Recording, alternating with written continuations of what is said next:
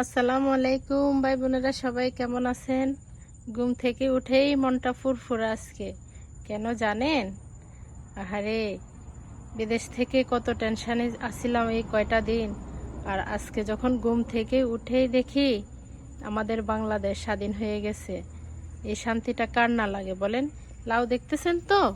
ভাবছেন আমি লাউ দেখে বলতেছি আমার মনটা ফুরফুরা? না, আমার সোনার বাংলাদেশ আবার স্বাধীন হয়েছে, সেটার জন্যই আজ মনটা খুব আনন্দে। তো বাংলাদেশে আপনারা যারা আছেন সবাই তো কত আনন্দ উল্লাস করতেছেন, মিষ্টি খাইতেছেন। এখন আমরা তো বিদেশে, বলেন আমরা কি করব? আমাদের তো আর এত নাই।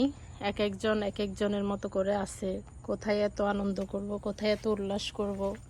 তাই আমি চলে আসলাম আমার লাউ নিয়ে একটু আনন্দ করব।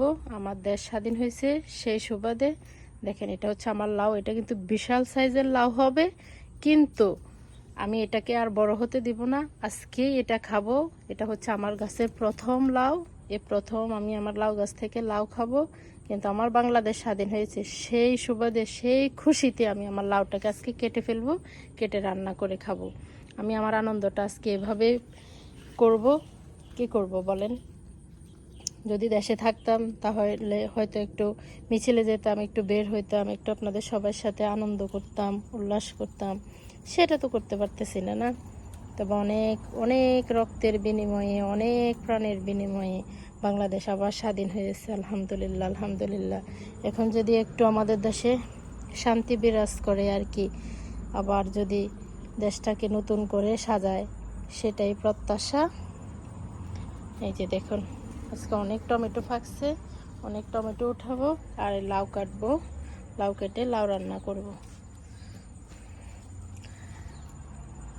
কি যে টেনশনে ছিলাম। যারা দেশে ছিলেন তারা তো দেশের পরিস্থিতি হয়তো স্বচক্ষে দেখছেন, নিউজে দেখছেন সব কিছু। কিন্তু আমরা যারা প্রবাসী, আমরা যারা রেমিটেন্স যোদ্ধা, আমাদের যে কি টেনশন, পরিবার দেশে আমরা বিদেশে, মানে এই কষ্টটা বোঝানোর মতো না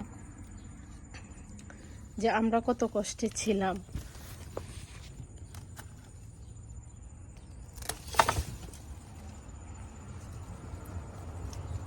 কত টেনশনে ছিলাম এই কয়টা দিন।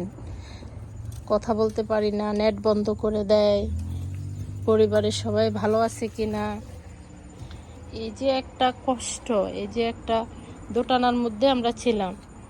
কিন্তু আর যাই হোক, এগুলোর থেকে তো অন্তত একটু শান্তি পেলাম। এখন নতুন দিনের আশায়, নতুন প্রত্যাশায় আমরা আছি। সেই খুশিতে লাউ কাটলাম গো। আজকে লাউ রান্না করব।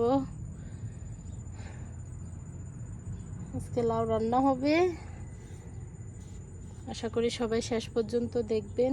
আসলে আনন্দ কিভাবে প্রকাশ করব সেটাও বুঝতেছি না। প্রতিদিন ঘুম থেকে আরও লেটে উঠি, কিন্তু জানি না কেন জানি এত তাড়াতাড়ি ঘুমটা ভেঙে গেল।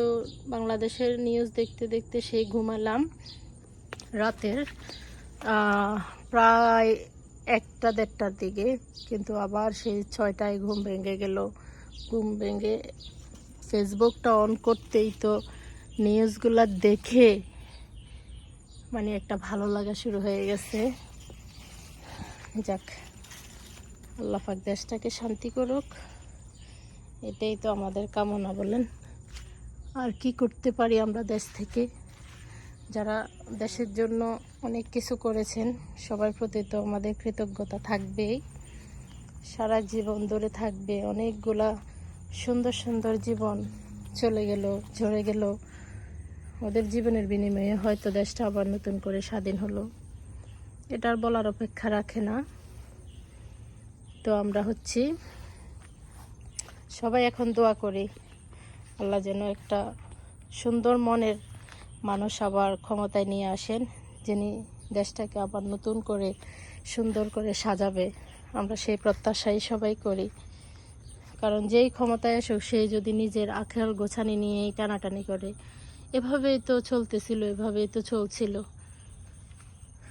সামনের দিনগুলো আর আমরা এভাবে চাই না আর কি। সবাই আমরা সেই দোয়াই করি।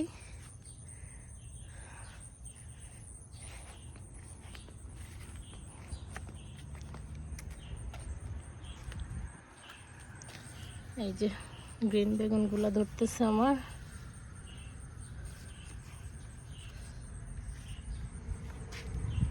ডালিয়া ফুল, এগুলো হচ্ছে নতুন গাছে ডালিয়া ফুল, ছোট ছোট গাছ, নতুন তো, এটা এই বছরের গাছ, আর এটা হচ্ছে গত বছরের গাছ, এই জন্য এটা ফুলের সাইজ একটু বড় বড়।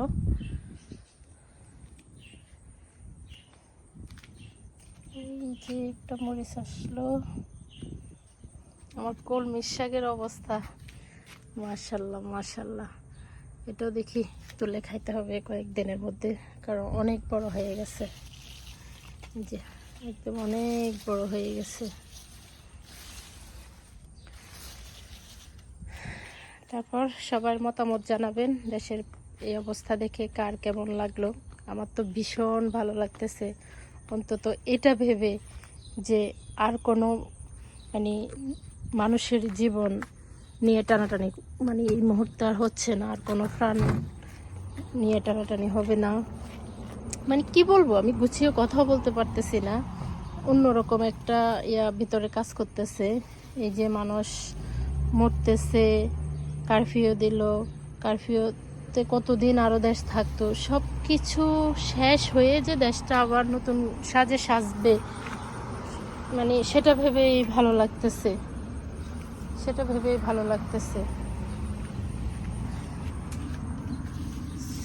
যাই, মনের খুশিতে লাউটা রান্না করে খাওয়া দাওয়া করি, আর কি করব।